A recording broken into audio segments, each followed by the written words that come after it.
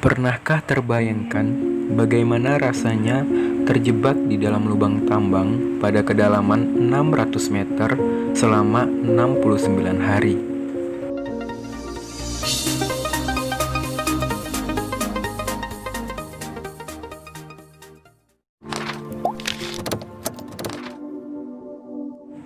The 33 adalah sebuah film drama bencana survival biografi Amerika Chili yang dirilis tahun 2015, garapan Patricia Regent dan ditulis oleh Michael Allen, Craig Burton, dan Josh Rivera.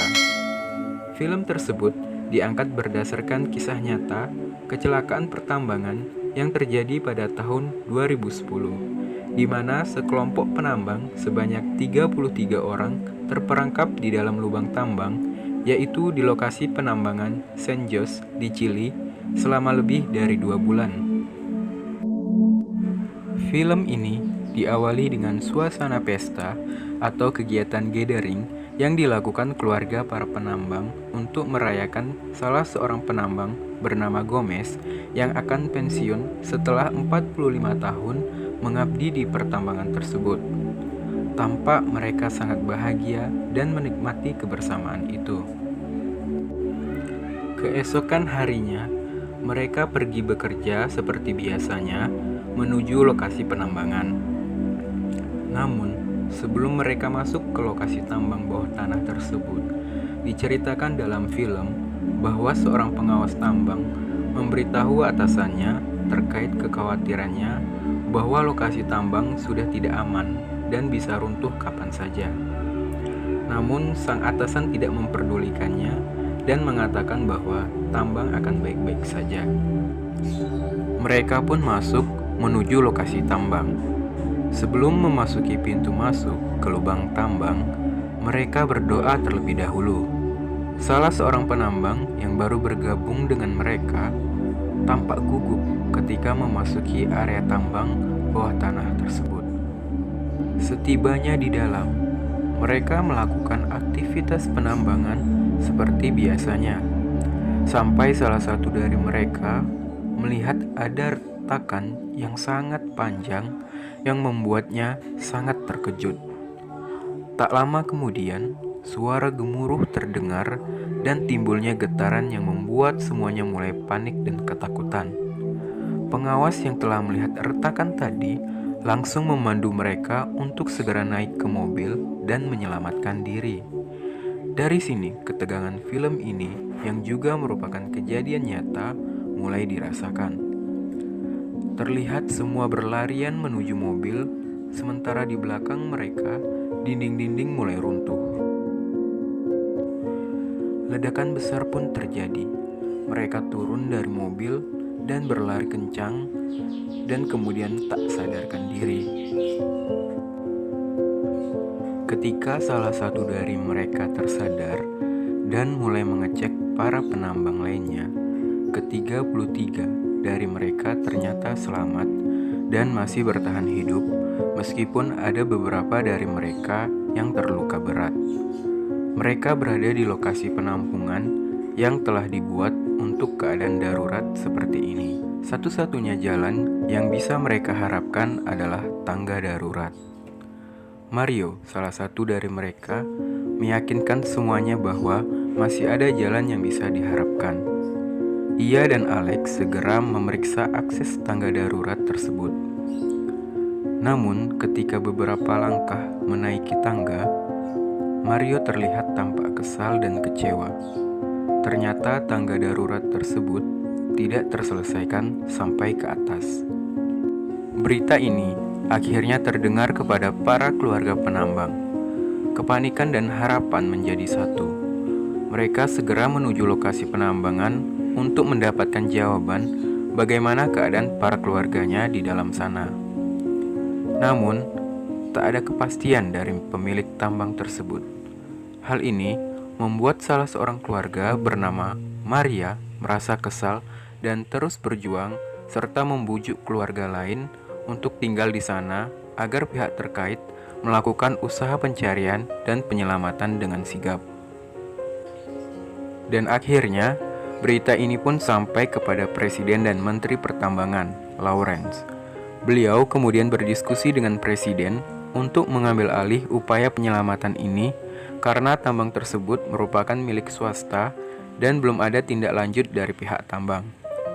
Lawrence segera menuju lokasi penambangan. Tampak para keluarga menghadang jalannya dan berharap sang menteri berjanji untuk melakukan tindakan penyelamatan sesegera mungkin.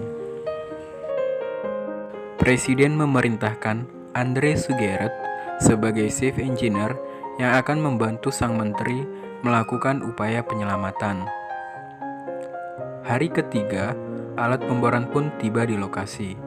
Hal ini membuat para keluarga merasa sangat senang karena memiliki harapan kembali untuk mengetahui nasib keluarganya di bawah sana. Kegiatan pemboran mulai dilakukan, namun selalu gagal karena batuan di sekitar yang sangat keras sehingga bor yang digunakan patah. Keluarga yang menanti mulai gelisah dan bertanya-tanya kepada sang menteri karena belum ada kemajuan dari tim penyelamatan. Sementara di dalam sana, para penambang melihat persediaan makanan yang sangat minim. Andre dan sang menteri pun terlihat mulai putus asa. Hingga suatu malam, sang menteri berkumpul dengan keluarga para penambang dan bertemu dengan Maria. Ketika Maria mengatakan sesuatu kepada sang menteri, ia seketika mendapat ide untuk bisa menemukan lokasi para penambang. Beliau kemudian mencari Andre dan menjelaskan bahwa dapat menemukan lokasi penambang dengan mempelajari kesalahan sebelumnya. Sang menteri memberi ide untuk melakukan pemboran yang ditujukan agar meleset dari awalnya.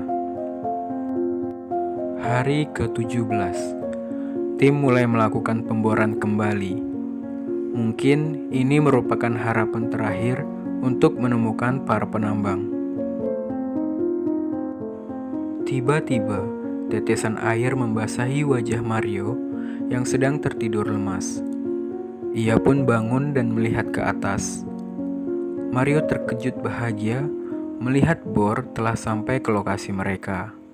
Seketika ia berteriak membangunkan penambang lainnya. Kebahagiaan dan harapan tampak jelas di wajah mereka yang semula terkulai lemas menjadi bersemangat karena kembali berharap untuk bisa keluar dari sana. Mereka kemudian memukul-mukul bor tersebut dan terdengar oleh sang menteri. Para penambang langsung memberi tanda dan pesan yang diikat di bor tersebut sebelum akhirnya bor diangkat naik membawa pesan mereka. Sang menteri dan Andre terkejut haru ketika melihat isi pesan dari penambang bahwa ke-33 dari mereka berhasil selamat dan berada di penampungan. Kabar itu pun segera disampaikan langsung kepada seluruh keluarga oleh presiden. Teriakan bahagia dan haru menghiasi suasana saat itu ketika tahu bahwa keluarganya masih hidup di bawah sana.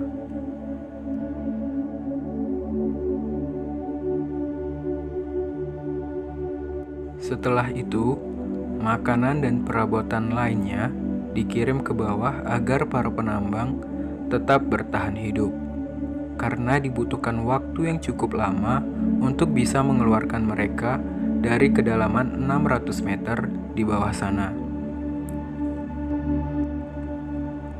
Tim dan sang menteri mulai mengatur beberapa rencana untuk dapat mengeluarkan mereka sesegera mungkin. Alat bor berukuran besar mulai berdatangan, namun kendala demi kendala mulai dihadapi. Beberapa plan yang telah direncanakan gagal dilakukan.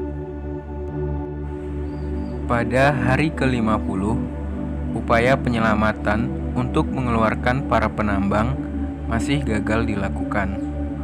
Mata bor yang digunakan bahkan patah. Ternyata terdapat blok-blok besi pendukung yang menghalangi bor tersebut. Harapan kembali menghampiri mereka untuk sesegera mungkin keluar dari dalam sana yang sudah 60 hari lebih tak bersua keluarga, bahkan sinar matahari.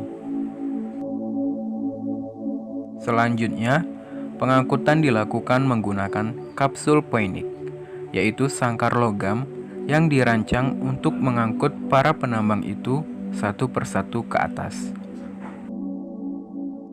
Hari ke-69, tim mulai menurunkan kapsul Poinik, dan di bawah sana para penambang telah siap untuk diangkat ke atas secara bergantian. Namun, orang pertama menjadi orang yang paling beresiko, sekaligus bisa jadi satu-satunya orang yang selamat mengingat keadaan gunung yang tidak stabil. Mereka pun memutuskan Alex sebagai orang pertama yang akan diangkut menggunakan Poinik tersebut. Alex memasuki kapsul Poinik dengan harapan dan ketakutan. Poinik pun akhirnya mulai bergerak ke atas. Para keluarga dan media telah menanti dengan penuh harap dari atas sana. Kapsul yang mengangkut Alex pun berjalan dengan lancar. Hingga pada kedalaman 400, kapsul Poinik tersebut terjebak dan tidak dapat berjalan lagi. Alex mulai panik dan nafasnya mulai tidak stabil karena persediaan oksigen yang terbatas. Tim kemudian menurunkan sedikit Poinik tersebut dan mencoba mengangkat kembali. Kapsul Poinik akhirnya dapat berjalan kembali mendekati permukaan. Sang menteri segera keluar dari ruang monitor dan melihat kapsul Poinik yang membawa Alex tersebut sampai ke atas hingga disambut tangisan haru orang-orang yang telah menanti. Selanjutnya, satu persatu para penambang itu secara bergantian diangkut ke atas hingga ke-33 dari mereka berhasil diangkut dari lubang tambang pada kedalaman 600 meter itu. Suasana pertemuan antara para penambang dengan keluarganya merupakan momen terharu dari ending film ini. Media juga memberitakan keberhasilan penyelamatan ini hingga membuat penduduk Chili merasa bangga dan haru dengan usaha negaranya untuk menyelamatkan ke-33 penambang tersebut.